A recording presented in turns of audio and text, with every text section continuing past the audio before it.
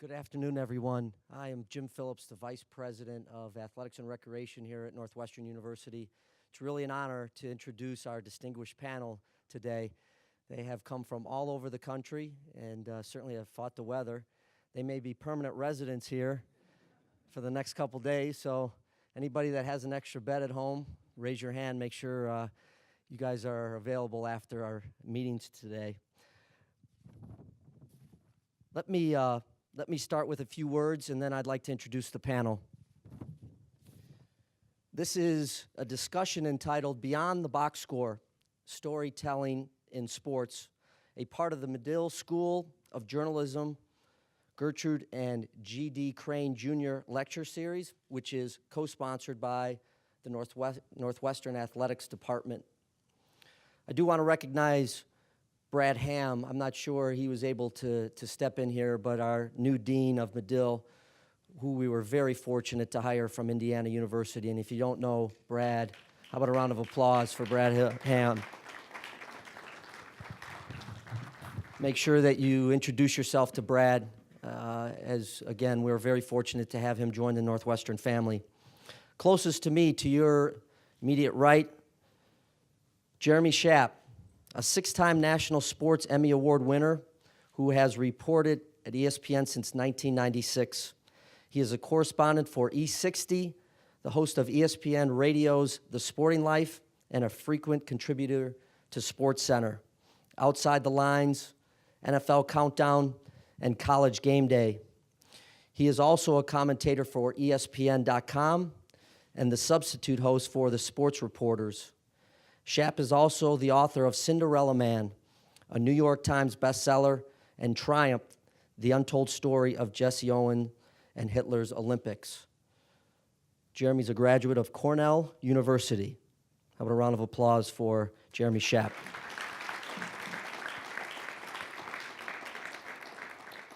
Melissa Isaacson, columnist for ESPNChicago.com, after spending 19 years as a reporter and columnist at the Chicago Tribune. During her time at the Tribune, she was the principal beat writer for the Michael Jordan-led Chicago Bulls during their championship years of the early 1990s, and later the Chicago Bears for 7 seasons.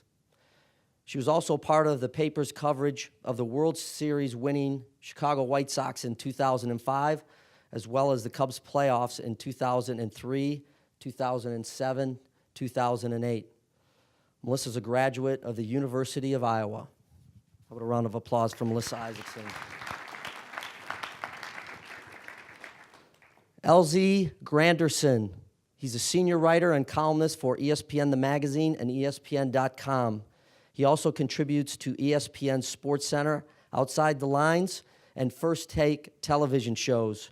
In addition to his work for ESPN, Granderson writes a weekly column for CNN.com, appears weekly on CNN Newsroom, has a CNN video blog and podcast, and is frequent guest on a number of CNN shows.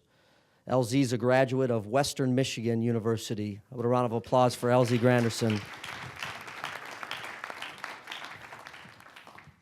George Dohrmann received the Pulitzer Prize for beat reporting in 2000 while working at the St. Paul Pioneer Press. Soon after receiving the Pulitzer Award, Dohrmann joined Sports Illustrated, where he currently is a senior writer. His primary beat is investigative projects, but he also reports on college basketball, college football, and soccer. He is the author of Play Their Hearts Out, A Coach, His Recruit, and the Youth Basketball Machine. George is a proud graduate of the University of Notre Dame. How about a round of applause for George Dohrmann? Finally, it gives me great pleasure to introduce Jonathan Eig, a 1986 Medill alum and the New York Times bestselling author of Opening Day, the story of Jackie Robinson's first season, and Luckiest Man, the life and death of Lou Gehrig. He is the editor-in-chief and co-founder of Chicago Side, an online sports magazine that was founded last year. Chicago Side supplies content to media outlets like Time Out Chicago, the Chicago Sun-Times, Crane Chicago Business, and the Wall Street Journal. Eig's work has appeared in the New York Times, the Wall Street Journal, and Esquire, and he's also been a guest on NBC's Today Show, NPR, and The Daily Show with Jon Stewart. As I mentioned, a proud graduate of the Northwestern University.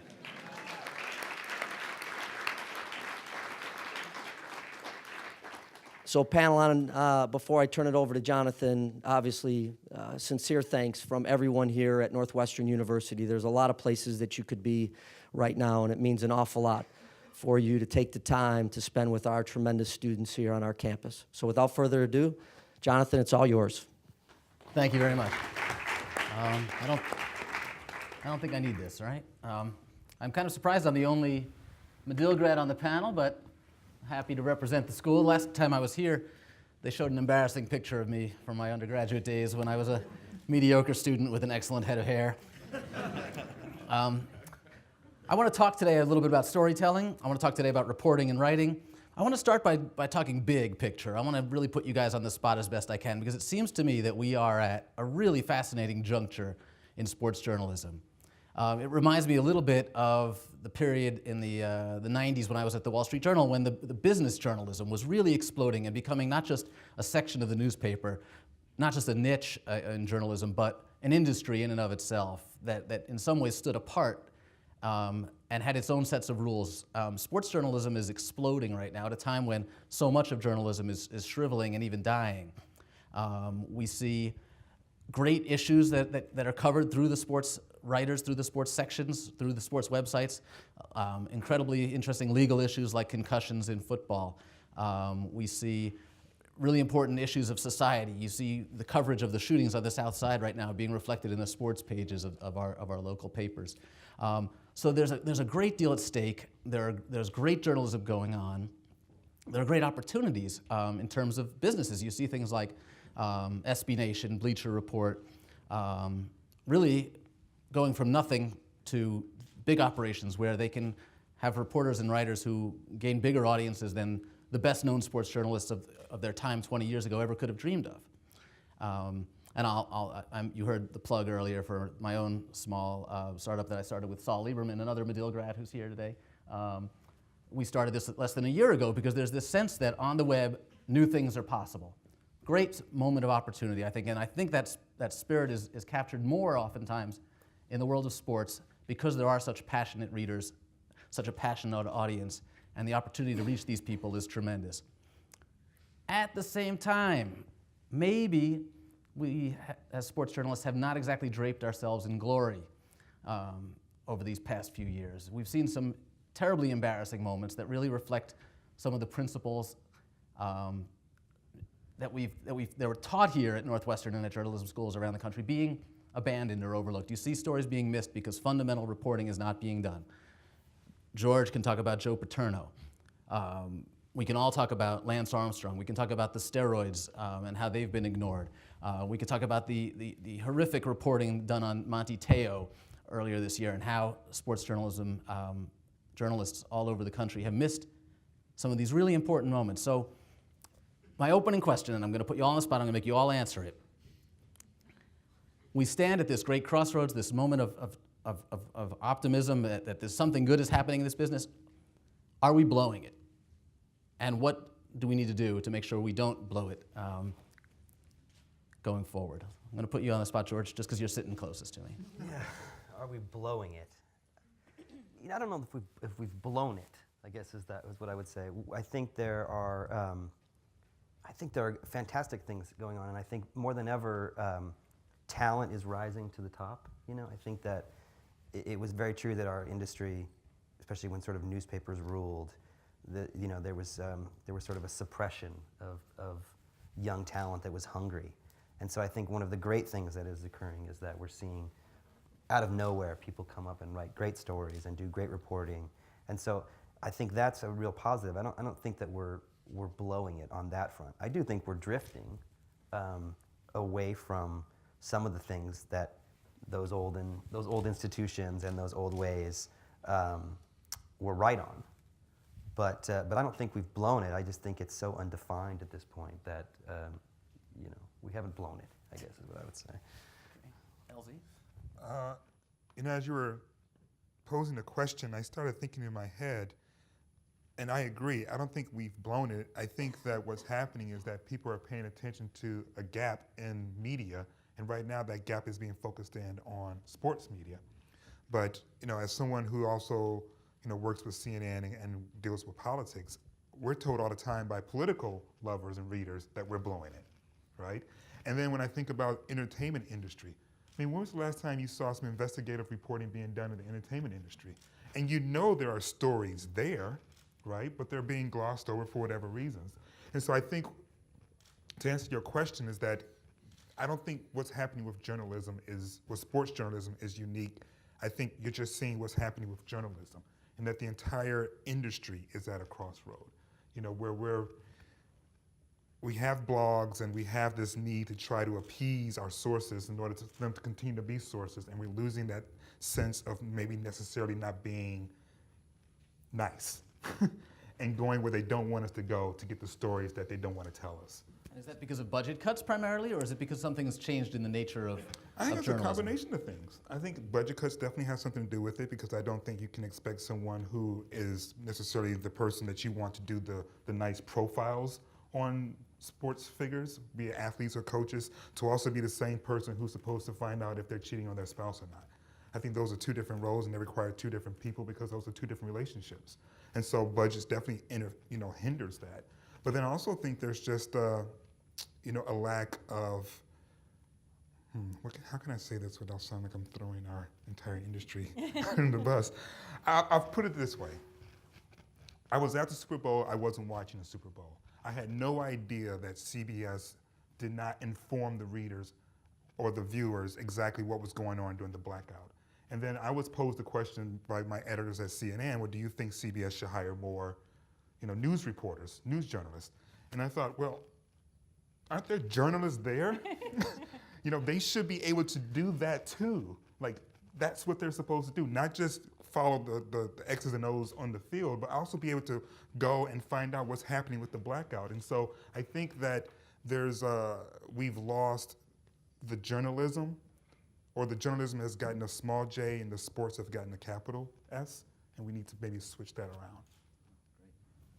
Great. I'm tempted to say we're blowing it just to be different, but we're not. But I think the Teo story in particular that Jeremy was so at the forefront of, it was a lesson definitely for students and for all of us, that we have sort of gradually, and I mean, I am throwing us all under the bus here a little bit, but we have sort of gradually kind of drifted to this sense of packed journalism.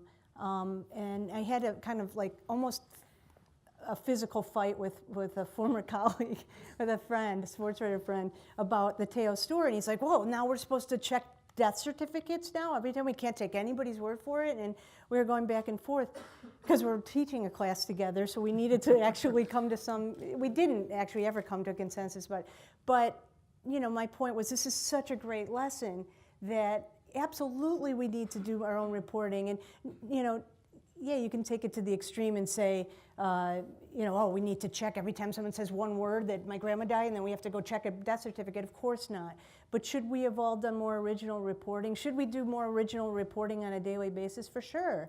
I think all of us could get a little nudge, I certainly can, to pick up the phone more often and to not just check things, but just to do some original reporting. When you just there's so many sources that it's so easy to take everything for granted that, well, it's been reported a million times.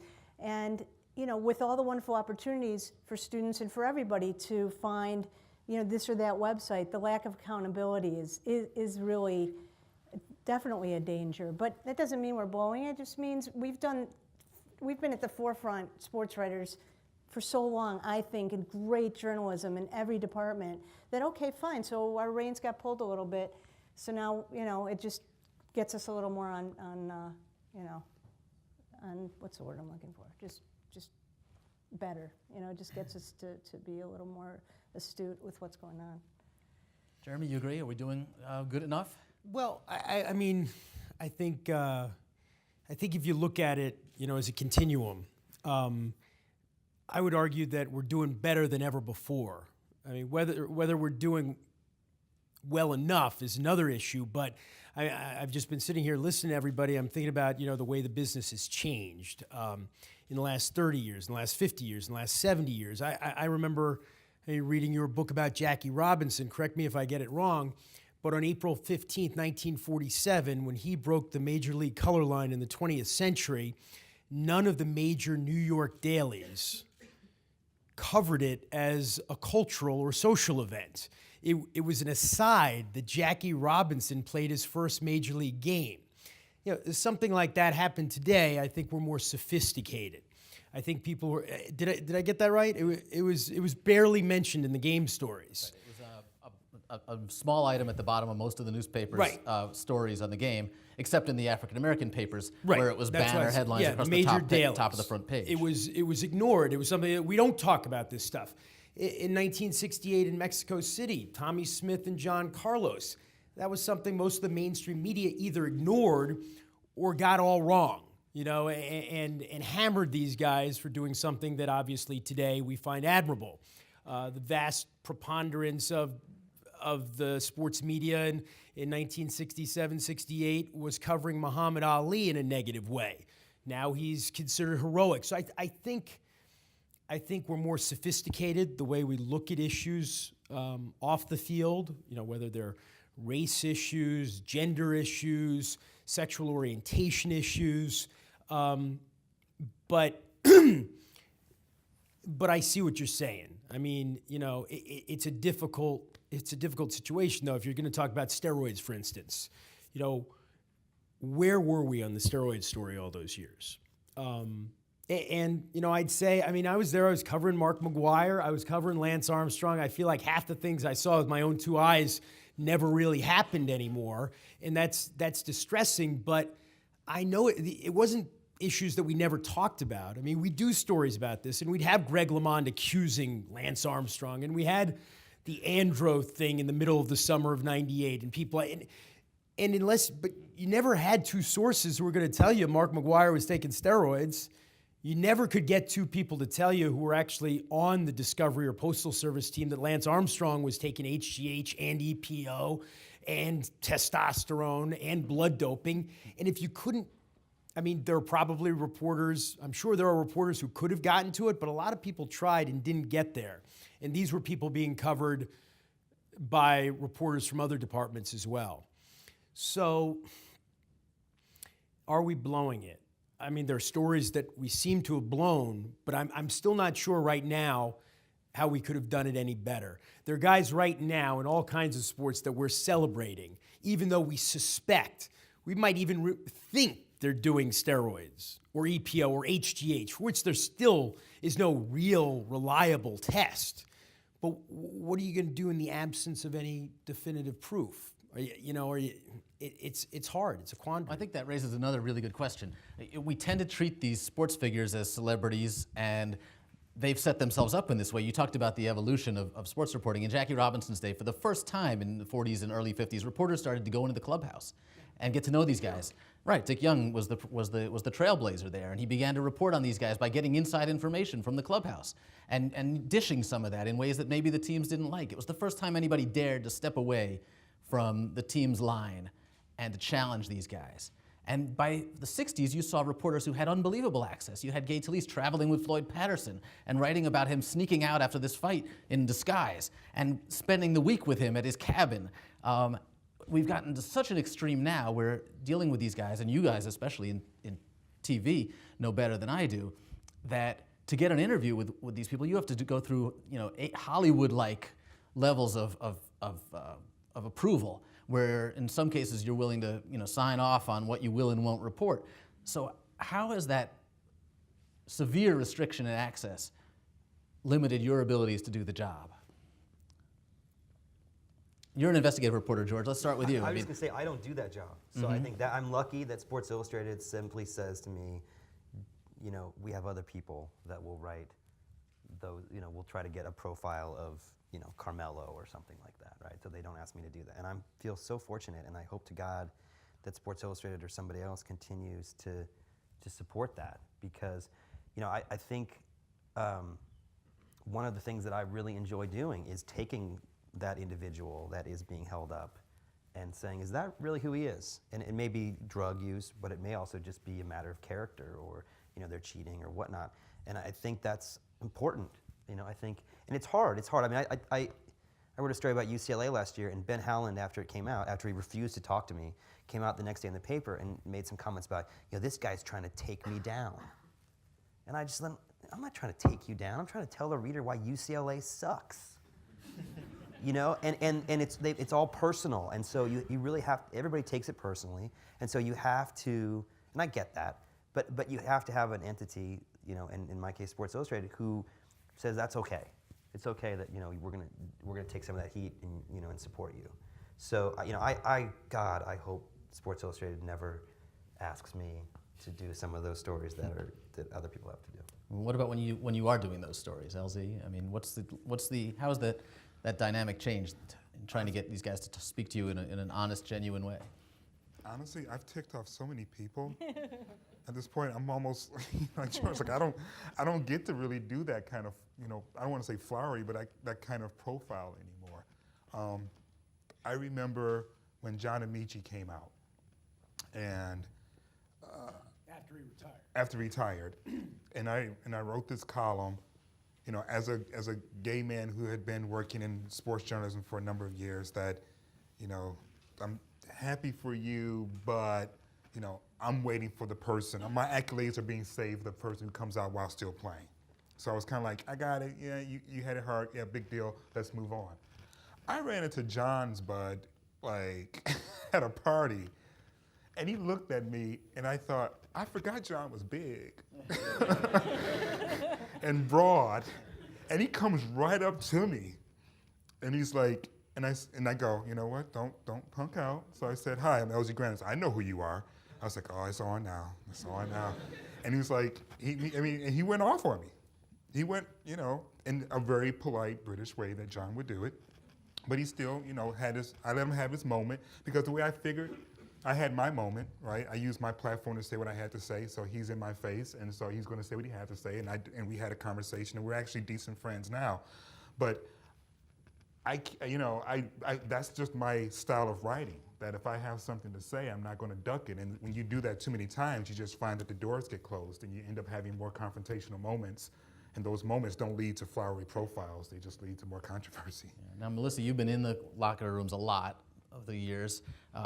What do you see? How hard is it to get anything real in there? Yeah, I'm not going to say there's not still sitting around, talking to athletes, but really very little. The Bears, you might have an hour tops, and that's really an exaggeration.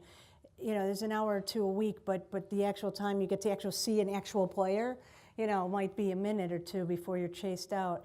And yeah, it's the difference is when I covered the Bears in the mid-90s was that you could follow a guy out to his car and talk, and not chase him.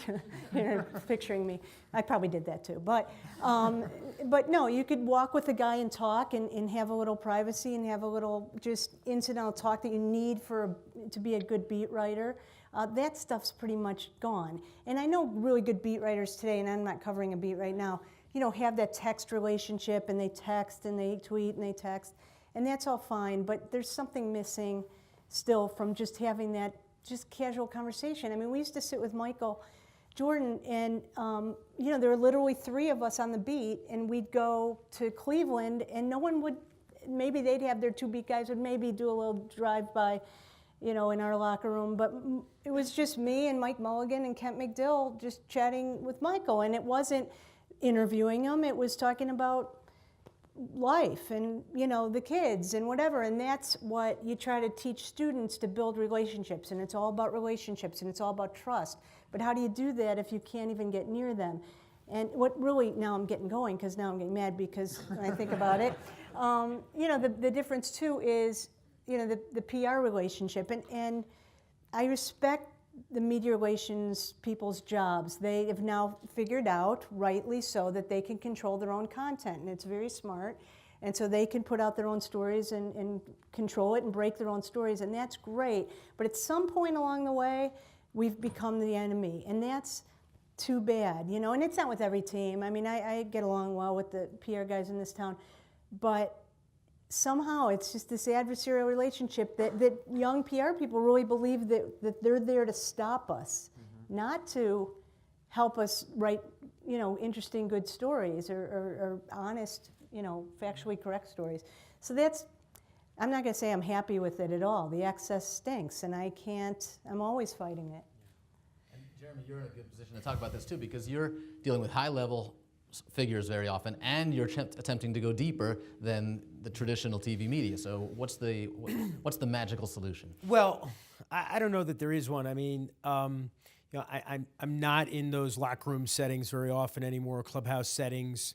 When I am, it just stuns me. Basically, now it's like media on this side of the room, athletes on that side of the room.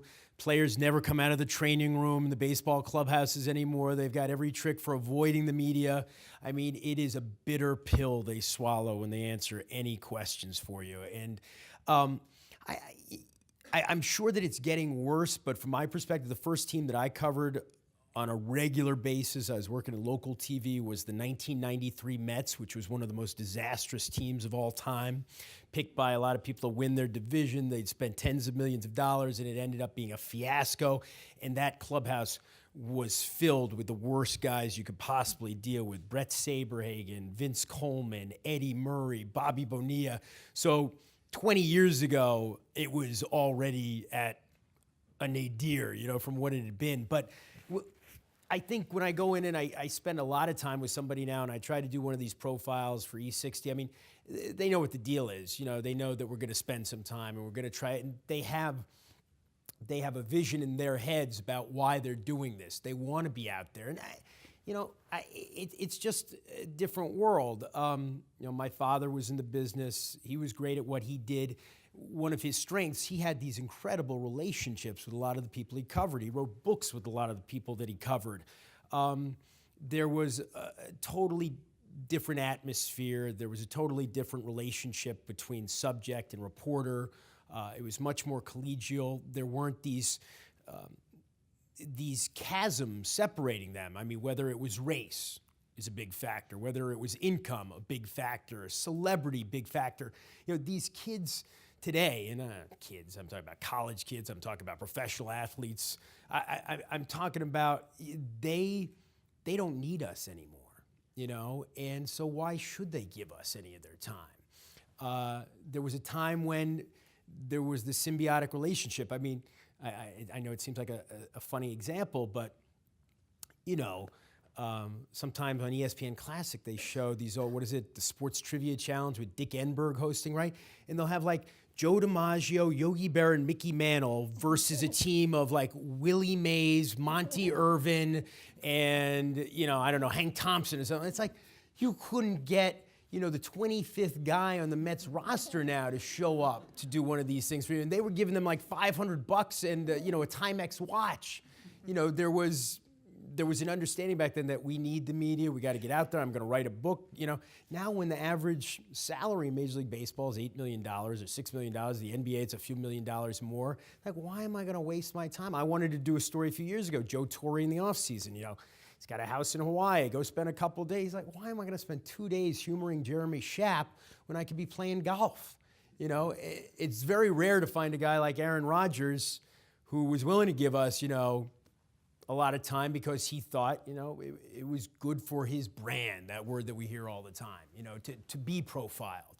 But it's just not like the old days. This is why I love talking to Jeremy, because we're both like 80-year-old guys. I remember when... I didn't even mention Bill Hines and Ray Robinson, what I mean? Right.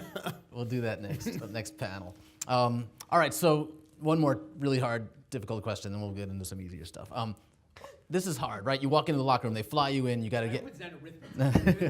No, but they fly you in, they drop you into this situation. You've got to get something out of this guy, right? Who's the best you've ever seen at doing that? And how do they do it? What are the tricks to when you've got to get an interview with somebody or sometimes it's a profile, sometimes it's you need an answer to a hard question on an investigative piece you're doing. How do you get these guys who are so immunized now, who are surrounded by handlers, how do you get anything real out of them? What have you seen work?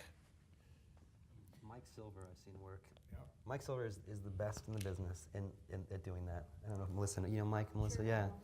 He is Mike is like this 6'5", 6'4", curly-haired Jewish guy. He created the legend of Dennis Rodman. Yes, and he From whole cloth. and he is this guy who, like, you know, he would party when he was in his 20s. He was covering the 49ers, and he would party with the athletes, and it was. He managed to just, and so you'd say, oh, that was back then when he used to do that. But he still does it today, and he doesn't really party with them. But I can't explain how he does it. I worked on stories with him when he was at Sports Illustrated, and I remember I worked on a story about remember the Vikings love boat scandal when they had a party on the boat and there were some things going on. And Sports Illustrated flew us in to Minnesota, and Mike just looks at me and goes, all right, you take care of the boat, the lawyers and all that, the crimes. I got the players, don't worry about it. And he went to the Vikings practice facility at Winter Park, and they wouldn't let him in, basically. They were like, you can't talk to anybody. And so Mike stood out in the parking lot and just stood there. And what he had done was he was great at just making these little tiny connections. If you went to Cal like he did, he would find you in a locker room, and then he would have he'd befriend you, and then you would introduce him to the locker mate, and then the locker mate would somehow end up on the Vikings 2 years later, and he would remember the time that you guys hung out together, and he'd walk up to you and he'd remind you, and he could make that connection, and the next thing you know, that guy's telling him about, you know, how they were basically sexually assaulting women on a boat. You know, and it's amazing to me, and I think the key for Mike was, one, he's a big personality. You can't be like a small personality walking into the locker room. You can't be the guy who's like, hey, you know, would you talk to me for 5 minutes? Mike's a big, you know, tall guy with a big personality, and athletes are big personalities, so he brings that to it, I think, first of all. And then my second thing, I think, is he is just constantly probing for like any connection that you can make. Like, what hometown, you know, I know your agent, you know, your agent once did this to me, joke, you know, and they just, whatever connection he can make, he makes. And then he holds on to it and reminds them of that connection. And it's truly brilliant. But one thing I will say about Mike is people criticize him because they think, oh, he's too close to athletes, he parties with them. Awesome journalist. Awesome, serious. He's the guy who's covering the beat, and if you need to take somebody down because they deserve it for something they did, he'll take them down. He's not protecting anyone. Great example. Others? You know who was great at that? I mean, in a totally different way. Never partied with anybody. Is about 4'11", maybe 5 foot, in heels, and Melissa's seen this up close. Andrea Kramer. Oh, yeah. Andrea Kramer, and it was just sheer relentlessness. I mean, when I was a producer at ESPN and I worked with her and she was a reporter, I mean, I after 10, 12 no's, I'd give up. She would not give up. She just keeps pounding somebody until they say yes to her. And she was here in Chicago for a while, and, you know, she was able to do that, and I always found it remarkable.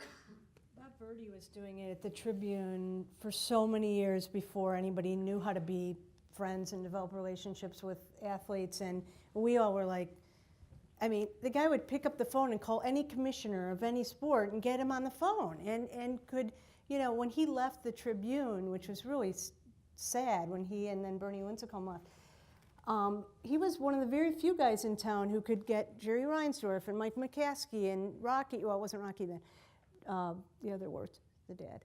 But he, you know, and Pulford and whoever, I mean, he just, that's not easy to come by, you know, and he was able to do it, and I think in his own way, you know, they didn't call it partying then necessarily, but he'd drink at the hotel bar, and but he was, as far as I knew, always you know, had every bit of integrity about him as a journalist as well, and still to this day could pick up the phone and get anyone to talk to him, and it's a gift, it really is. But what you said about, you know, developing relationships, George said it, you know, and finding that little connection, and I'm not pretending like I'm anywhere in that league, but I've told students this before, that whatever it is, if you're interviewing someone who lost a parent, and you, God forbid, you know, lost a parent, and you've got that connection, or, you know, you're from their hometown, or like, you know, being a woman walking into a locker room, I did not have that natural connection that, you know, I could go, oh, what'd you do last night? You know, or play golf with them necessarily. But, you know, I could see a snapshot of a baby in their locker and immediately be like, oh, you're potty training now, I bet, you know, and not even think about it. But all of a sudden now, the guy, I'm seeing a different side of him. And that's how I kind of figured out how to get around being a woman, is we all bring whatever we've got to the table in whatever interview we're doing. And you know, one of my favorite stories was Scottie Pippen in Bulls locker room. He decided he was boycotting the media. That was it. And you know, it took like 3 months for any of us to realize that, you know, he actually was boycotting because he said so little. But he, you know, you'd walk kind of near him and he'd be like, "I'm boycotting," and we're like, "Whatever, okay," and we keep walking. And so we're in the Boston Celtics locker room, the old Garden. You know, it's about the size of this table. And Scotty kind of motions me over, and pretty soon we're just talking away. And I should add, at this point, I was about 8.5 months pregnant. And we're talking. And I see everybody like giving me dirty looks, all my, you know, competitors and colleagues, and like, what is she doing talking to him? All of a sudden he became more, you know, important that I was talking to him. And Tim Weigel, may he rest in peace, the late great, who went to Northwestern. Tim Weigel went to Northwestern, didn't he? Yeah, of course. Anyway, I knew that. So he kind of is like, "Melissa, we're doing this little thing, and you know, this little live segment. Can I talk to you about, you know, the Bulls game?" And I'm like, "Tim, I'm not going to tell you." In those days, you had to wait till the next morning to find out. You know, I said, "I'm not going to tell you what I was talking to Pippen about." He's like, "No, I wouldn't. I would never ask you that." And all of a sudden, he's like, "We're live with Melissa Isaacson. What were you talking to Scottie Pippen about?" You know, so I'm like, "Okay, Tim, if you're going to ask me on live television, I'm going to actually tell you." And I went, "Breastfeeding," and it was. We were talking about breastfeeding because he was going to have I was trying to think of the way to say it. He was going to have a baby with some woman, and he actually was very interested in nursing. And here I am, this gigantic pregnant woman waddling by. And so we were talking about nursing. My point being that I don't think any of the guys could talk about nursing, you know? Yeah, you could try. Not from the same Good luck with it. And real fast, I mean, in Jordan, like, you know, again, I couldn't talk to him about a lot of stuff. But when he came back the first time he retired, I remember this time we were all in this big gang around him, and I was, again, pregnant. You sound like I had 12 kids, I had 2. And he's like looking through everybody's legs, and he sees I'm wearing heels, and all of a sudden he goes, why are you wearing pumps when you're pregnant? Pumps? Who even says that? A guy, you know? And I'm like, I don't know, they're more comfortable. And, you know, pretty soon, you know, we're just in the corner talking about my heels, and like, so whatever, you try. And I wish there was more opportunities to do that now, which there's not. Me too, yeah. I'll tell you my favorite. I don't spend a lot of time in locker rooms, but 2 years ago I was attempting to get Derrick Rose to talk to me, and they said the best thing you can do is just, you can talk to him before the game for a few minutes, after the game for a few minutes. And I'm standing there in this huddle, and people are asking him, "So tell me about that dunk in the third quarter." I'm like, and there's this guy standing next to me who looks kind of familiar, and he goes, and Rose is describing this dunk, and he says he was up in the air, and he got up there, and then he didn't know what to do while he was at, you know, at the top of his jump. He thought about doing this, he thought about doing that. Finally, he looked this way, and then finally he decided to dish the ball over here. And this guy standing next to me goes, "Yeah, I hate when that happens, when you get stuck up in the air like that." And it was Rick Riley. And next thing you know, Derrick Rose is giggling, and he's looking at Rick Riley, and Rick Riley just takes him away for the next 15 minutes. And I'm trying to get the same story Riley is. We're both just like dropping into that locker room, trying to get something meaningful out of Rose beyond like, "Hey, what happened on that dunk?" And he had him. He had him for the rest of the night because he was funny. So sometimes it works to be big and to drink with the guys. Sometimes it works to have breasts. Sometimes it works to be funny. All right, let me move on. I want to ask you guys, we're talking about how difficult access is. Where do your story ideas come from now? If the locker room is not, and these sources among the athletes are not the great, reliable conduits that they used to be, where are you getting your best story ideas from? Never tips. I'll say that. Never do I get like good tips, frankly. But usually it's just a basic question that I'm, you know, like I was talking about the UCLA story I did last year. I was watching UCLA and I was like, God, why does UCLA suck? Like, how can they suck? They have all this talent. They have Ben Howland. It's UCLA. How can they suck? And so then you just say, I'm going to answer that question. And so you start calling as many people as you can, going and seeing them, and getting to the full answer to that question. So I think most of the time, you know, my stories are like that, or there's something like I see news coverage of something, and I think, you know, Ohio State, for example, I'm watching the coverage of Ohio State, and I'm like, why is no one talking to the people that are doing the tattooing? Why has there not been any tattoo artists that everyone's talking to? That seems interesting to me.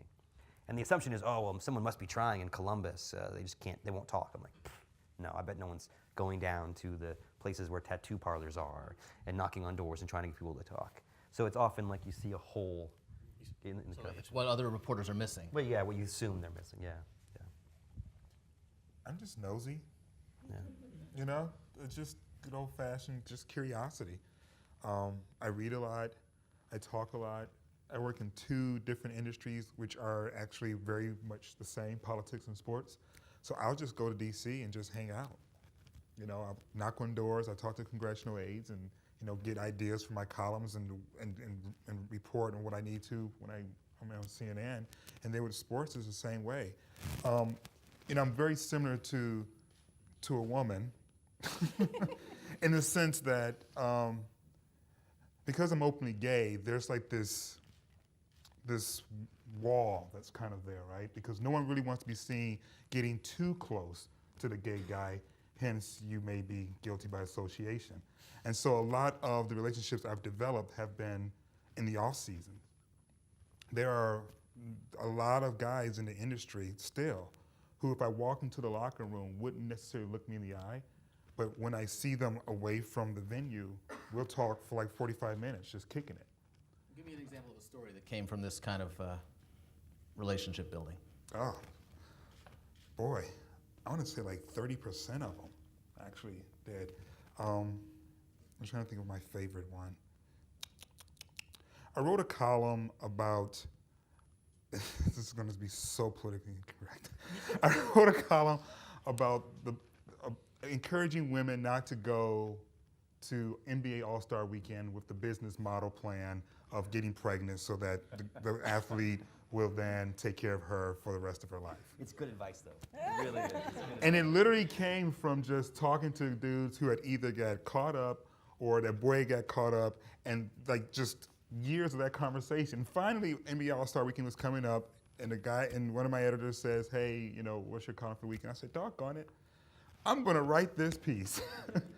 And I sent the piece in, and he sent it back with just LZ ... And I said, what, ... And he called, and I was like going, dude, listen, I've been talking to these players for years. You know, I'm close to guys who are going bankrupt trying to do this child support, and this is the game. This is how to get caught up.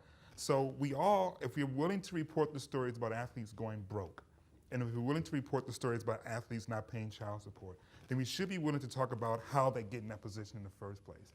That was one of my favorite columns, and it strictly came from just not, you know, not me sitting at home going, stupid ass, you should have blah, blah, blah, blah, but it really came from just talking to the guys who were actually in that situation and then confiding in me saying, I don't know how I'm gonna pay all this when I'm retired. And I was like, you didn't think about that on your 7th child?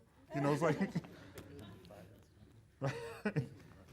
Melissa? I don't think, you know, there's any shame in resurrecting old stories. You know, because look, we've written them ourselves 5 times over. So sometimes there's a story that was really good 5 years ago, and it's going to be good again. It's just going to have a different twist or different characters.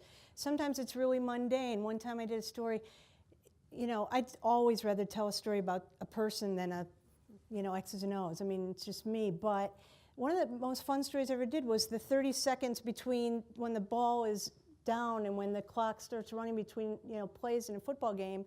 And luckily, I got a great quarterback and talker in Jim Miller with the Bears, who talked me through each second. And it was just actually second by second exactly what he saw, what he said, what other guys said, what they saw. And it was, you know, tick-tock, it sounds so boring.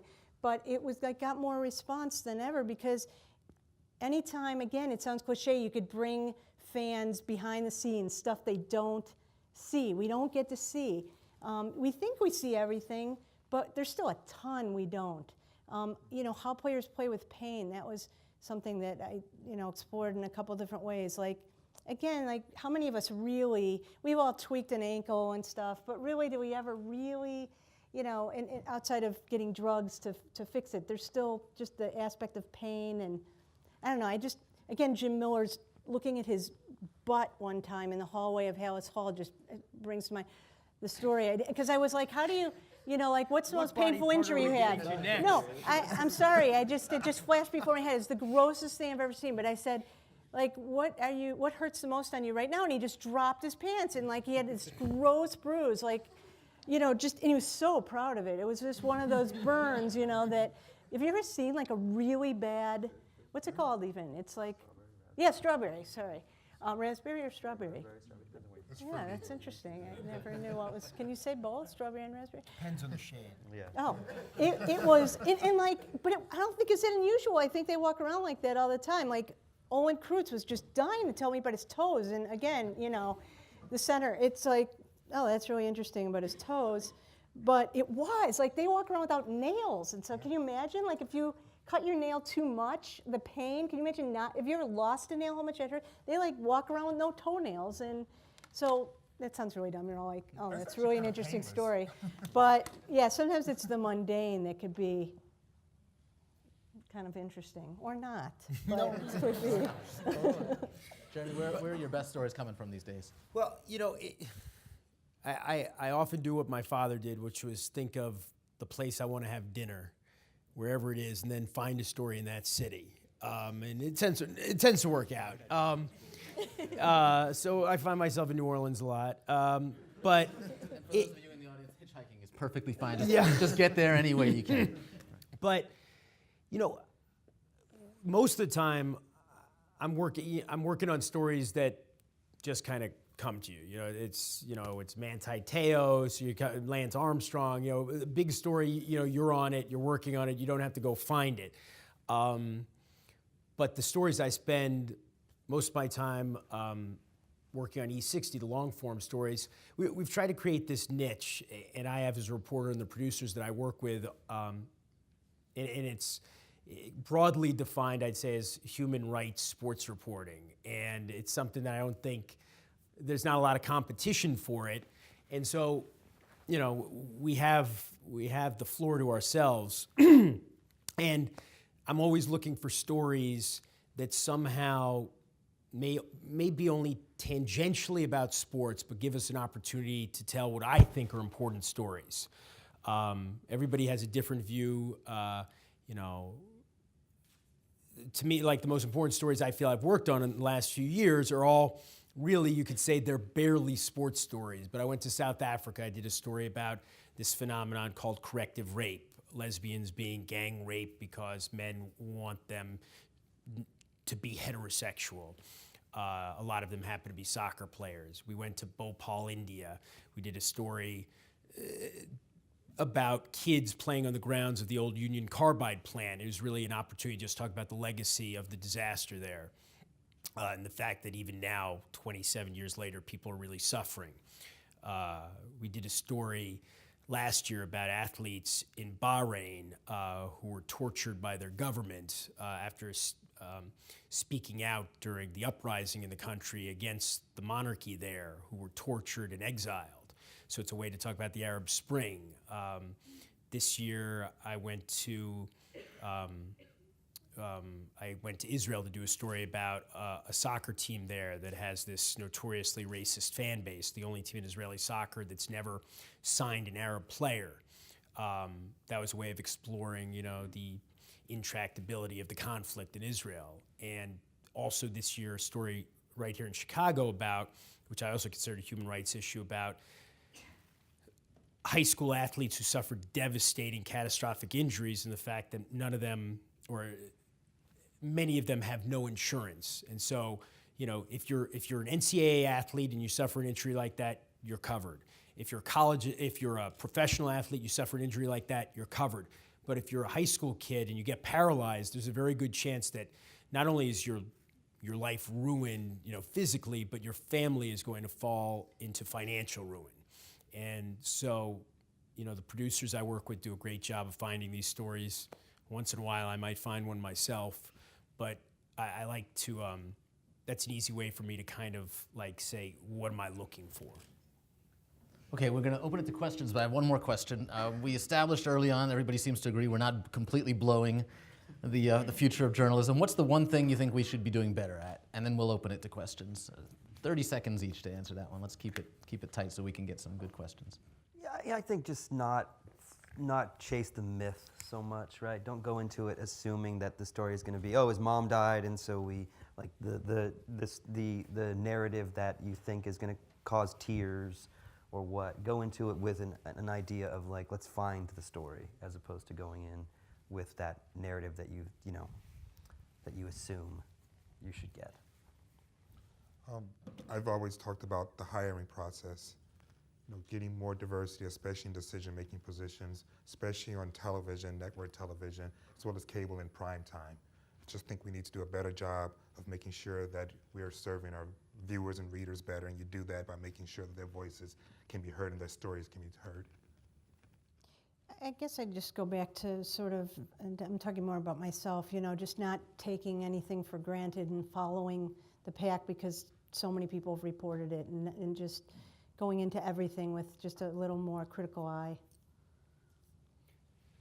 I think I'll make a long story short, but I think in general, the American media, in sports media, it's much more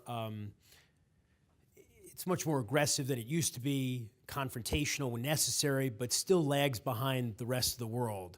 I'll never forget, I was at the Olympics in Turin 7 years ago, and the big story when we got there was, the Wayne Gretzky, Janet Gretzky gambling thing, and he was running Team Canada at the same time that he was in Phoenix. And I went to the press conference that the Canadians held for Team Canada, and I was so impressed with the Canadian reporters who were there, who were just grilling Wayne Gretzky. I mean, grilling him. It was like that show on BBC, Hard Talk. And I was thinking to myself, if this were, Team USA basketball at the Summer Olympics, and instead of Wayne Gretzky, it was Michael Jordan, and there was a gambling scandal, it would have been so soft in comparison. And maybe that's because the media guy would have just pulled the plug, but I feel like we are too deferential in general.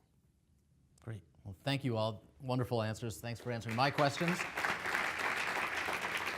And now for a much more difficult series of questions, let's turn to these people in the audience. And there's a microphone if anybody wants to first. This question's more directed at George based on something you said, but really anybody can answer it. You mentioned, there we go. You mentioned sort of wanting to find out why UCLA was doing so bad, and you said you wanted to make calls to sort of get all the information you could to answer that question. And what my question is when do you know when to stop? Like, when do you know that you've gathered enough information that your question's been answered, and when is it clear that you've reached a stopping point? There really isn't a clear line. A good indicator is when you're calling people and you're actually, you know more than them. So you call, in that story, I think I talked to probably 20 plus people. And towards the end, I'm calling people that maybe I don't think know that much, but I'm calling them just to do as much work as I can. And I'll say, did you ever hear about this? And they'll say, God, I had no idea about that. Things that, and you're informing them. So that's always a good sign when you know more than people who are on the team. Hasn't happened to me yet. No.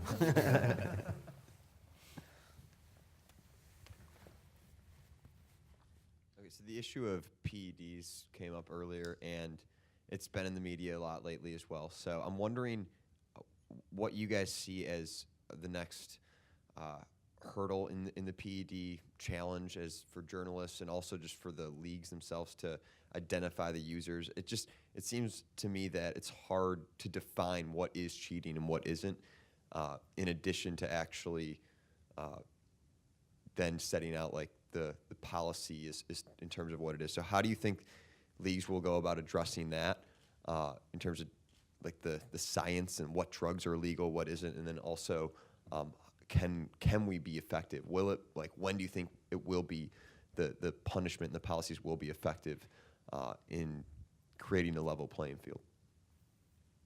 I mean, I'm very skeptical that the cheaters, that the people doing the testing who are policing the sports will ever catch up to the cheaters. I mean, there are going to be occasional successes, guys who, just through carelessness or a lack of education about masking agents, what they can do, what they can't do, who do get caught. But I think the cheaters are always going to be a couple of steps ahead, the sophisticated ones. And, I do feel that there needs to be better reporting. And I'm not saying other people, me, everybody out there I still don't understand, and I read all these stories in the paper every day, who is testing for what? When do they show up? Do the players, when they say random, is it really random? We all know up here that it isn't. And that, the leagues are telling us that they've got effective procedures now in place. And I think anybody who studies the issue even a little understands that that's not the case.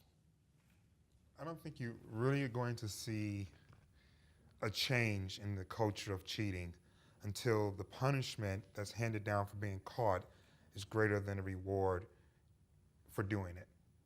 So as long Death, though, I think. Well, but as long as as long as you're a player who can be suspended for 50 games, but you got a $100 million contract out of it, all right, I'll take the 50 games off, and I still got the money. The only punishment that would outweigh the gains, it would be death, because when you're I'm serious. When you're starting out as a kid in the minor leagues or on the streets, and this is the chance to gain that edge that's going to get you to that level where you have the chance to make the millions. That's when it starts, and there's no way to discourage that. I think it's going to be like Jeremy said. I think it's going to be a cat and mouse game forevermore, and it's going to be a great morality tale that people will be writing about for generations to come. Look at Lance Armstrong, Marion Jones, tested hundreds of times in all kinds of situations. Never, maybe Lance tested positive at that tour of Switzerland, maybe not. UCI covered it up. But anyway, 300 tests at least. I guess there were 20 a year just at the tour after each stage, so it's kind of misleading when he'd say that it was 500. My point is that we know that the cheaters are out there and they haven't tested positive, so what's working? You're not going to get the brilliant cheaters, if you will, but you might get the scragglers. Yeah. If you do come down heavy and say, really good ones get away with it. Right, the really good ones, you're right, they're always going to be ahead. But I think the ones who are kind of thinking about cheating, and if they aren't really sophisticated enough and don't really have the resources to get everything that they really need to do in order to mask the cheating, I think you may deter them if you do things like, we're not going to suspend you for 50 games, you're banned from the game. Yeah. I think that would actually... George, what do you think? Is this a battle that can't be won for reporters, I think there's a really interesting, journalistically, there's a really interesting sort of conflict going on. It's like, how much skepticism should we bring to our reporting on people that we kind of know are, when a guy suddenly puts on 20 pounds and hits 20 more home runs, are we allowed, are the baseball writers of America allowed to point that out, right? And I think even within baseball writers, some are saying, yeah, now we can, and then others are like, come on, that's not fair. It kind of mirrors the Hall of Fame voting debate. And I think, I don't know, I can't answer that definitively, but I can say I know how I would handle it, which is I would be skeptical of every single one of them.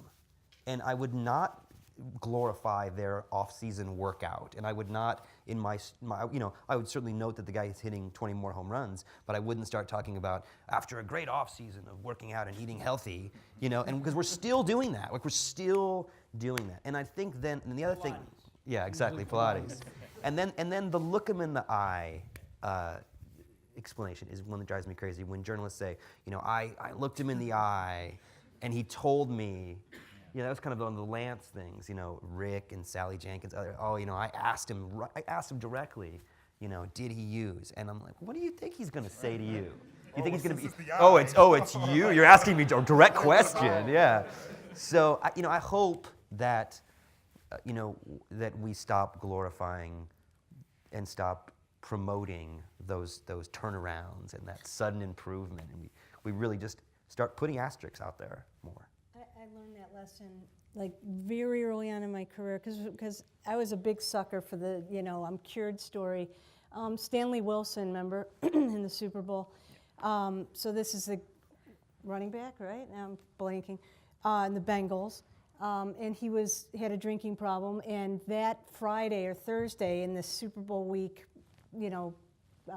whatever it was, while sitting around a table, he was, a new man, and everything was wonderful, and, he found God, and oh my God, I don't know how old I was, but I was just eating it up. I was like, he's cured. I think I said the word cured.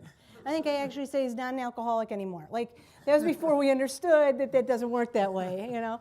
And it ran on Sunday morning. Saturday night, they found him drunk and whatever else, stoned, in the bathroom, in the hotel room, completely out of it. Cocaine on his body. Mistakes were made. And there's Melissa Isaacson stripped across the Orlando Sentinel, or wherever it was. You know, Stanley Wilson, cured. I'm cured. I'm not an alcoholic anymore. Oh my God, I was never so embarrassed in my life. And I'm sure that, you know, other people use some of those quotes, but I believed it, okay? You know, like I really, and so I'm not saying we should go in every story like just thinking everyone's a cheating, you know, jerk. But the eye test, like you said, you know, rang a bell with me. I mean, if it smells like it and whatever. There's another question here. So a lot of times they start to get coaches, former coaches and former athletes to act as analysts because they're obviously well knowledge. But do you think the influx of former athletes and coaches kind of jeopardize journalistic integrity and reporting? That's a great question. Yes. Do I have to go further? Well, what we're also seeing, and this is also relevant, these are big businesses, these sports teams. They're not just club teams anymore. They're covering themselves now. They hire their own columnists and writers, and if you want to read the best account of tonight's Bulls game, you might decide to read Sam Smith on the Bulls website, who is paid by the Bulls to cover the Bulls. And for a lot of people, that's the first choice, and that makes the job a whole lot harder because the Bulls don't have to give anybody access when they've got their own reporters covering the team for them, and readers like it.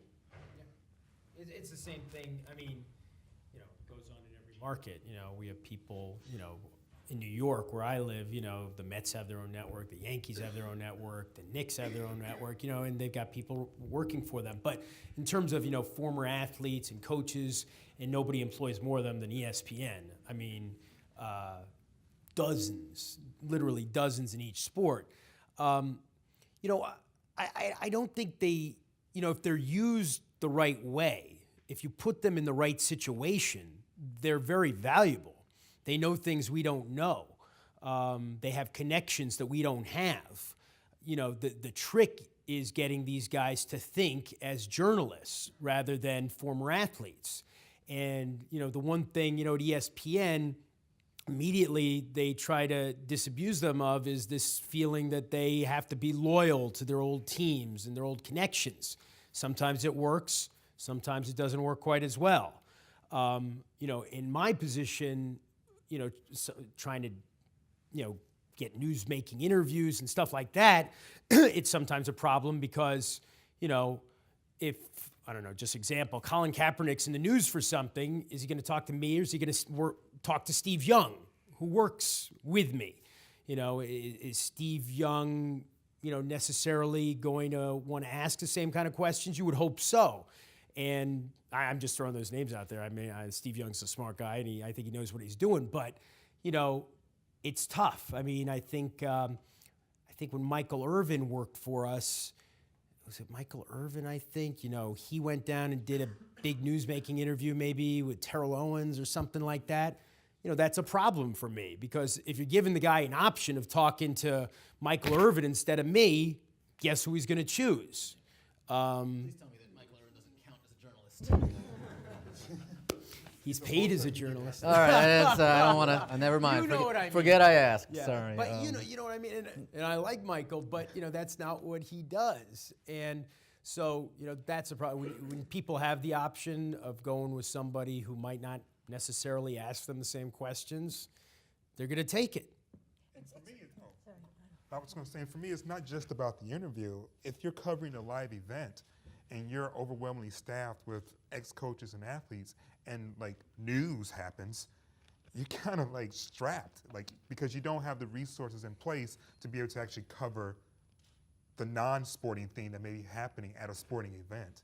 And so that to me is a big issue. You know, do we have enough pure journalists that knows how to go out and get information if there's a shooting at a sporting event? You know, or do we have too many? I did not say that.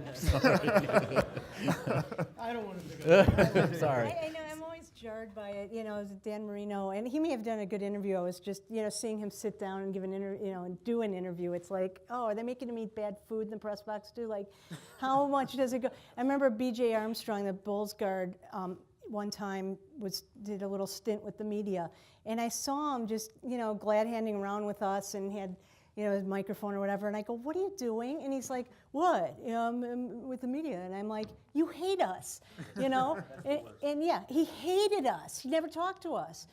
Or when he did talk to us, it was just phony, and I'm like, come on.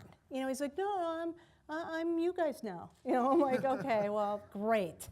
Well, we're not going to be nice to you then, or whatever. I mean, it was just, but it still, I think, could have bugged all of us a little bit. And because they were competing with us, that's a big part of it. They're taking our jobs. And I feel a little disrespected too, because I worked really hard as a journalist.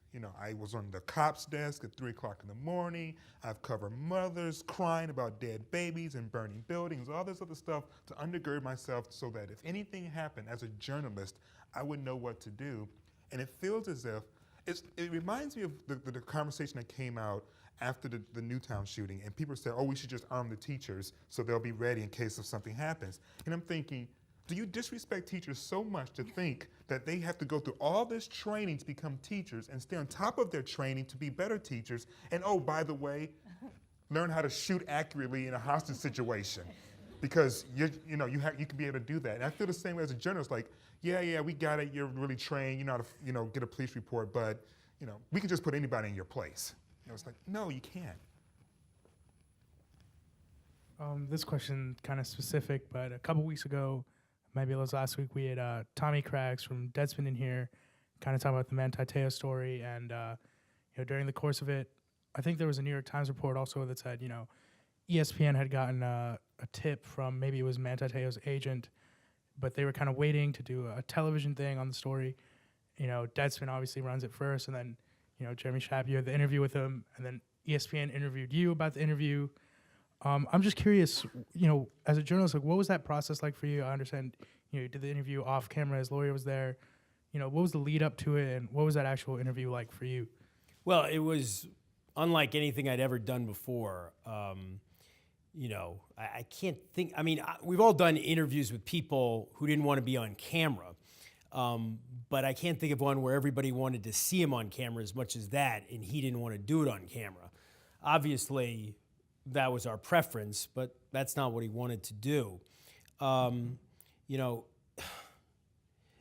Te'o story was something we were working on for several days. I wasn't part of the team that was kind of reporting it, but I've been told if we got an interview with him, I would do the interview. So I was prepared to go do the interview. And I think we were just trying to nail it down. There were discussions about, do we have to just confront him somewhere? Do we do that at a certain point in our reporting? Do we do it now? And there were all kinds of discussions internally. Is it, do we have enough to run the story now? Should we nail down more information? But it's one of those situations, I've told a few groups this today, so I apologize if I'm repeating myself, but, it was a big story. It turned out to be a huge story, but it wasn't a matter of national security or public health. There were no crimes involved that anybody's been able to identify. So we felt, this wasn't something we had to rush to air or to ESPN.com. The notion that we were protecting somebody is, couldn't be further from the truth, and I don't think the Times suggested that. I'm sure there are people, as I said, in-house who were like, we should have just gone with what we had. And there were other people who felt like, but there are always people who think, just go with it. And then there are people who say, we should do more reporting. The irony here is that the whole Te'o story from the fall was misreported because people didn't take the time to nail it down. And frankly, it never occurred to them, and it wouldn't have occurred to me either. I'm not saying I'm any different. I wouldn't have, I'm sure I would have reported the same thing if I had interviewed him. He told me the story about Lene Kukua. I'm sure I would have done I'm not proud of it, but I just don't see myself, saying, I'm going to check with the, Stanford registrar and see when she was registered. Anyway, but I think we're just trying to do our due diligence. We have a question via Twitter. It's from @RossJacobson. He says, how do you foster relationships with athletes you cover beyond pregame and postgame locker room? I don't, so you guys go ahead. And you guys You can actually get a lot of time with athletes at their charity events. If you take the time to go to their charity events, you can get some athletes to talk. I've talked to a lot of athletes for extended periods of time, being at their bowling thing or, LeBron's bicycling thing in Akron. You can get access that way. And believe it or not, if you get lucky enough to do a Super Bowl or an NBA All-Star Weekend or something like that, you can get them there too. A little drunk, but you get them. I already told my breastfeeding story, so no, I don't. Yeah, it's hard. It really gets harder and harder, I think. Again, it's just when you do get a chance to talk to them, to not just make an impression and be funny or establish trust immediately, because you can't. It's doing good work, because frankly, if you blow it and you burn a source, or you just do work that's not honest or whatever it is, that's going to catch up with you. And I think over time, if you could produce evidence that you're a responsible, good reporter and writer, then people will hopefully come to you. I mean, the kind of stuff that I do at ESPN, I haven't been on a beat there. I don't have to maintain these relationships on a daily basis or monthly basis, but there are people over my career I've had to go back to time and time again. Mike Tyson comes to mind. That's somebody who's just been part of the story in my world for a long time, and we built a rapport over the years, which I think was just built on his sense that while I would ask him the tough questions, I was going to be fair. And as Melissa says, if you demonstrate to people that you're going to be fair and that you're good at what you do, often enough they'll respect that. There's situations when it makes no difference. I remember I was trying to do a story once about Albert Bell, and it was a very difficult negotiation with his agent, manager. Not his agent was Arn Tellem, but his personal manager essentially was his brother, the late Terry Bell. And I mean, this was going on for months. And finally, I was just exasperated. I said, look, Terry, all I can tell you is this is going to be a fair story. And he said, Jeremy, you don't understand. I don't want a fair story. I want a good story. And then I understood. So you can only do what you can do. I think we've talked about this a lot today. The walls are getting higher. The access is much more limited. The only thing sometimes we have is our respectability, our dedication to telling the truth. And for me, writing a book, sometimes I have a year or two to try to convince somebody that they should open up to me. A lot of journalists don't have that luxury. Most journalists don't have that luxury. Even if you have a month to work on a story, that's often not enough time. But the best thing you can do sometimes is just show them the respect that you really want to do this story honestly and honorably, and hope that gets you somewhere. It doesn't always. And with beat writing, it's facing the guys that you pissed off the most too, And because those guys will come around too if you actually, that was always the debate about certain columnists in this town that I won't name that, never went in the locker room. And, athletes know that. Athletes know when people are, it's fine to take your shots and whatever as a columnist, but they know the guys that never face them the next day. And so that's part of it too. They may hate you one day. I have tons of people hated me that now kind of like me. Like, I'm shocked. I'm like, remember you hated me? But no, because I didn't shy away. And Jerry Krause still hates me. But there are a few people that have come around. But it's because you sure. You're doing your job. Right. You can go around them too. I mean, I think like if you're covering a college team, let's say, parents love to talk about their kids. Call their parents up, hey, Johnny played great on Saturday. What did you think? You develop that relationship. Then when a kid wants to transfer or the coach is getting fired, they tell you. In the pro beat, girlfriends, wives. I mean, they're there. There's nothing that says you can't introduce yourself, make small talk. and then also leveraging an athlete who does like you or did like the story that you did, with, another player. So, hey, listen, talk to him. He knows what I do. He knows how I work. He'll tell you, that kind of thing. And luck. Yeah. I'll tell you, one of my favorite column, not favorite because I actually really hated writing the piece, because it was about a young man who died, and I was there at the basketball game with the team that was trying to move on after the death. But, I was with, 40 reporters, right? We're all around this small town in Michigan trying to get the perfect quote. And, we're all going to the schools and all the usual places. And I actually stopped at an ice cream shop because I was just wanting some coffee. And so the person at the, at the counter was just like, oh, you hear about Wes? And I was like, yeah. She's like, oh, a lot of reporters. I says, yeah. I said, did you know him? Did he ever come here? And it's like, well, my son was his best friend. I had no idea, obviously. And so when they won that first game, his best friend called me and gave me, this, amazing quote, and I talked to other players of the team, but it was just pure luck. Just, It's also being on the ground. Being on the ground to be lucky. Not being on your computer Googling. Your feet. Use your feet. We have another question in the back. Yeah, this question is for Jeremy. I think in some ways ESPN is sort of unique as part of this conversation in terms of being, I would argue, more powerful than anything it covers. I mean, if you look at the various leagues or college sports, it's richer than everything it covers. A lot of the entities it does cover has a financial interest in ESPN. So I wonder in some ways, you describing your own challenges with the Albert Bell anecdote, if the network leverages its power, not even necessarily for some sort of high-minded journalistic purpose, but to get as much information, interesting information, useful information as it can. It just doesn't work that way. We might pay the NFL, what is it, like $1.8 billion a year. Doesn't mean that I get my phone calls returned by Greg Aiello one bit. It doesn't mean that Roger Goodell, Bud I don't know how much we pay baseball every year, 500, 600 million, something like that. I don't think Bud Selig has done an interview with ESPN in like 10 years. He won't even come and do an interview.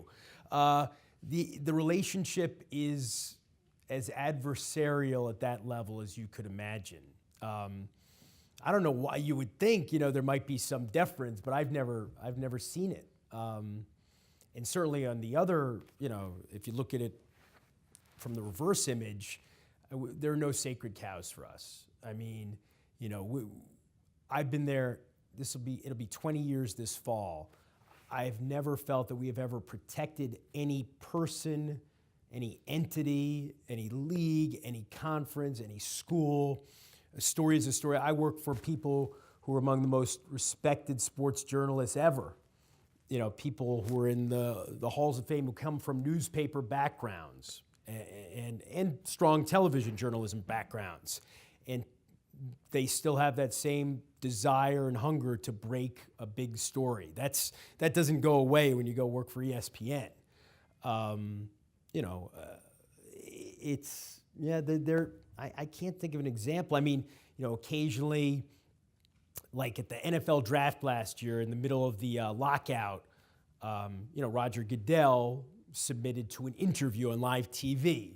And when I say submit, I mean submit. It wasn't something he wanted to do. But, so occasionally you'll get that, but you get that at any entity, whether it's the Chicago Tribune or it's Sports Illustrated or the New York Times, there is obviously a certain amount of respect typically shown to the bigger players.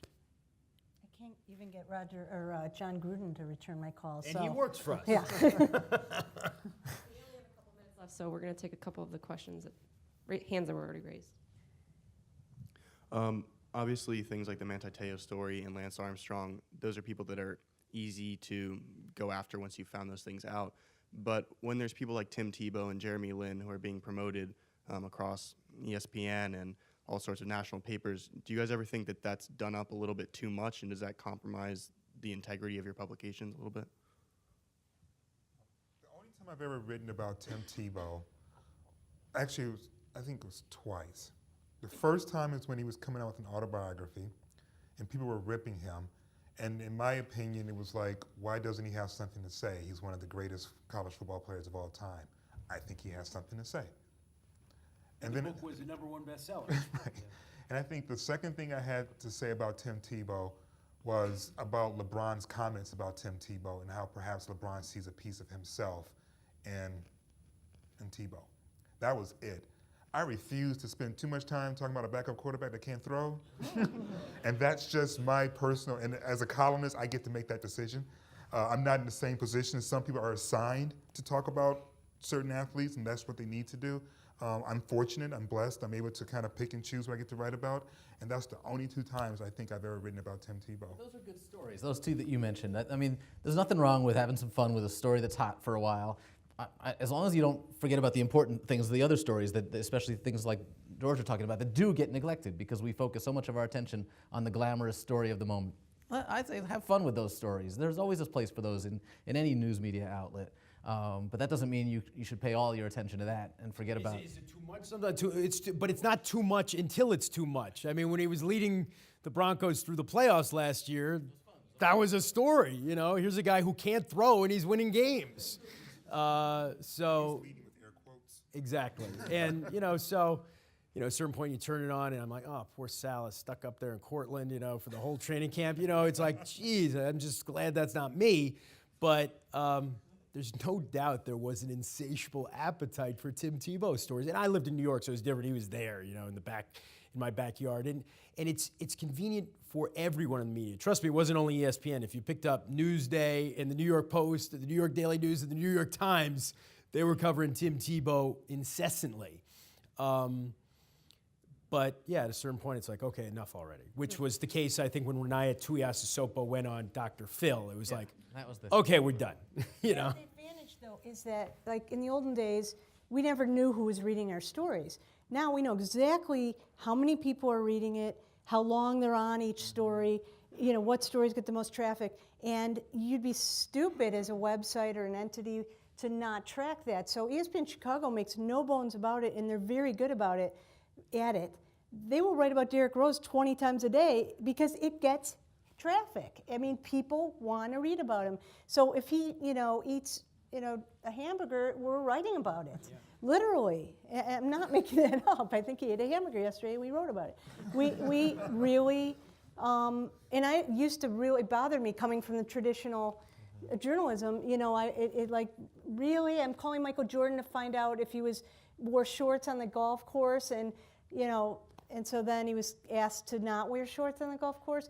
And meanwhile, I got a text back from Michael, and it got like 100,000, hits. It was like the most trafficked in 10 minutes. I was embarrassed. I was like, something is lost when that becomes our priority, because the kinds of feature writing that we try to do at Chicago side is lost because everybody's chasing the hits. The kind of investigative work that people do not have the resources to hire investigative reporters anymore because they need to make sure they keep those hits coming on their website by filing 60 stories a day. But it also makes it possible. We do Manti Te'o, which was, I think, no one can say not an illegitimate news story. Or we do Tim Tebow, and we have the resources then to go to South Africa and India and Bahrain and Israel to do stories that we care about.